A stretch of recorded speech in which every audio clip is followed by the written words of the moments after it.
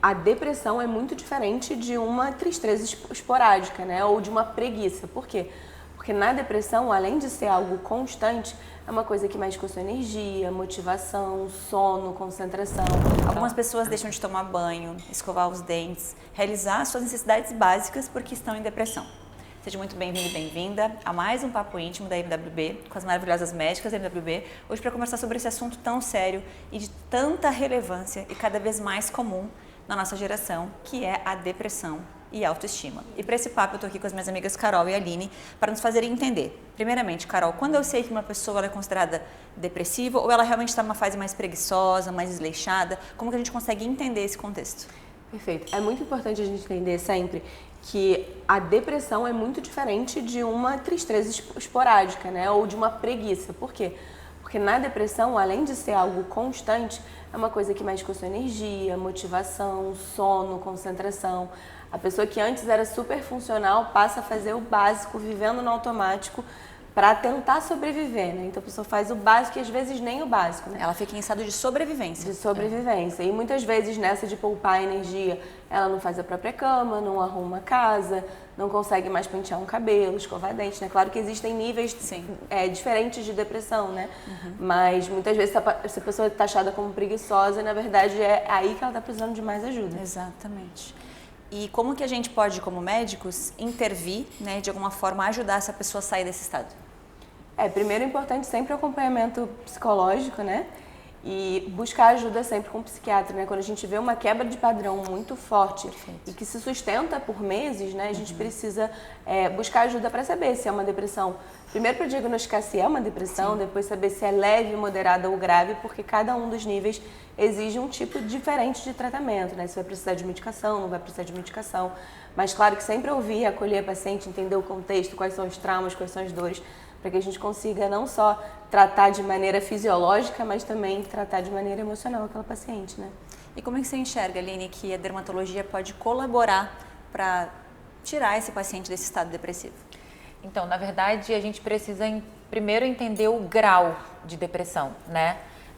Quando o paciente chega sem acompanhamento nenhum, sem tratamento com acompanhamento em relação a tanto a parte psicológica quanto psiquiátrica, a gente, como dermato, a gente tem que falar não para ele como uma forma de amor. Sim. Né? Então eu falo que primeiro a gente fala um não, mas a gente está querendo dizer um sim para a saúde mental, para o bem-estar dele, né? Porque a OMS define, né? Não é só uma ausência, a saúde não é só uma ausência de doença, é um bem-estar físico, emocional. Então a gente primeiro precisa fazer um encaminhamento para esse paciente que já está no nível muito avançado, para o psicólogo junto com o psiquiatra. Mas, em contrapartida, aqueles que já estão em tratamento, o autocuidado, ele se olhar, ele se reconhecer, gera mais felicidade. A gente libera hormônios, né, que deixam a gente mais felizes. Quando a gente se olha e se reconhece, a gente tem, ao longo do dia, né, um dia melhor, um dia mais feliz. Então, a gente primeiro precisa entender o grau que esse paciente está para a gente poder dizer sim ou dizer não a esse paciente. E uma coisa que eu digo que é muito importante é que as pacientes, claro, o autocuidado que nem você falou é super importante para o paciente voltar a se reconhecer no espelho, né? Mas muitas vezes, que nem a gente falou, o paciente está num estado tão grande de sobrevivência que ele não consegue nem ter energia física para fazer um skincare, para ir numa academia. Então, é aí que a medicação, quando bem indicada, dá essa energia para o paciente sair daquele afogamento que ele está e conseguir tomar decisões, conseguir pensar na vida dele, o que fazer, né? Então, a gente precisa primeiro tirar ele debaixo d'água para depois ele respirar e fazer as coisas. E muitas vezes é aí que entra a questão da comparação que a gente estava falando, né? Essa semana eu atendi uma paciente que ela veio com a filha, a Carol, inclusive, o nomezinho da filha, tem 10 anos. E ela começou a se comparar na rede social com umas coleguinhas e tal. E a gente foi oferecer o nosso cappuccino, que é muito gostoso, aqui da clínica MWB. E ela, aos 10 anos, falou assim, não, eu não posso comer, eu tô gorda. Ela tinha 30 e poucos quilos, uma paciente linda, magrinha. E aí eu olhei e falei pra mãe dela, eu falei assim, como tá? Ela tá em acompanhamento psicológico, mas ela não queria comer chocolate, ela condenou um alimento ali. Eu falei, não é o chocolate, é o excesso daquilo. Então essa comparação pode gerar gatilhos para o início de uma depressão, né? Então a gente tem que ter muito cuidado, parcimônia, ter um olhar mais atento, porque às vezes isso começa desde cedo, né, Carol? E eu digo pra vocês com toda certeza, eu estava falando só essa semana com um paciente, 9 em cada 10 pacientes que eu atendo que são mulheres tem uma questão muito forte envolvida com autocomparação na rede social. Seja com o corpo, seja com o casamento dos outros, com a casa dos outros, com a rotina perfeita, que na verdade quando você vai conhecer, não é tão perfeita assim, né? Mas isso gera uma autocobrança que acaba piorando e muito esse estado, porque a pessoa já está se sentindo mal, improdutiva, preguiçosa, desleixada, feia, e ainda olha para o lado e está todo mundo sempre bonito, produtivo, ganhando dinheiro, né? Então isso acaba piorando ainda mais essa sensação de vazio, de inutilidade, falta de propósito.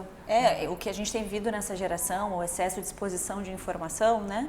Isso acaba piorando muito algumas doenças e eu entendo que a Carol, como psiquiatra, deve, inclusive, sugerir para os pacientes fazerem até mesmo os jejuns, assim, abrirem mão de rede social, desse tipo de contato, para melhorar, às vezes, um estado depressivo, mergulhar mais em livros e outras coisas. Imagino que sim, né? Isso é muito importante, com certeza. Porque é uma exposição constante. Se a gente for consumindo o tempo todo, a gente vai ficando, meu Deus, como é que eu produzo mais? Ou como é que eu trato melhor os meus filhos? Ou, enfim, fica realmente nessa cobrança muito grande. E esse diagnóstico da depressão, quanto mais cedo a gente conseguir ter, tanto em termos de faixa etária como no estado, você evita esses padrões tão tristes que é a pessoa chegar ao ponto de não levantar mais de uma cama, né? Com certeza. E eu acho que o que gera frustração é que muitas vezes o paciente demora tanto para procurar ajuda, justamente porque ele acha, não, amanhã vai ser um dia diferente, amanhã eu vou conseguir fazer diferente. E ele realmente, e aí diferente da preguiça, ele realmente tem essa vontade de fazer. Olha só. Só que ele não tem energia física para isso. Porque os hormônios estão alterados, né? Existe uma questão orgânica na depressão, né? E química no cérebro também, no transporte de serotonina, etc. Então, o paciente tem essa vontade, mas ele todo dia se frustra, porque ele não consegue cumprir aquilo que ele mesmo se prometeu mudar. Então, ele vai gerando essa bola de neve, não procura ajuda, também tem muito tabu em relação ainda à psiquiatria.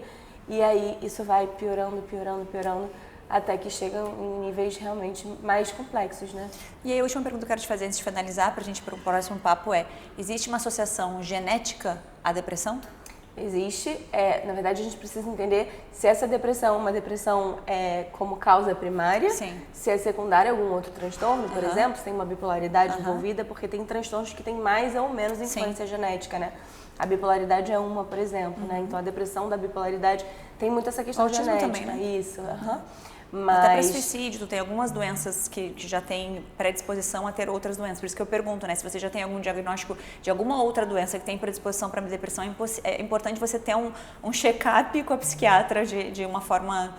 Talvez assim, uma vez a cada 2 anos, porque vocês têm relatórios para poder fazer o diagnóstico, né? Com certeza. E a gente sempre pergunta, né, histórico familiar, como é que é a família, a dinâmica da família. Porque às vezes não tem um diagnóstico formal, mas tu vai entendendo as características. Ah, não, eu sou igual a minha mãe. Tá, e aí tu já começa a ver que talvez tenha uma questão ali na família também.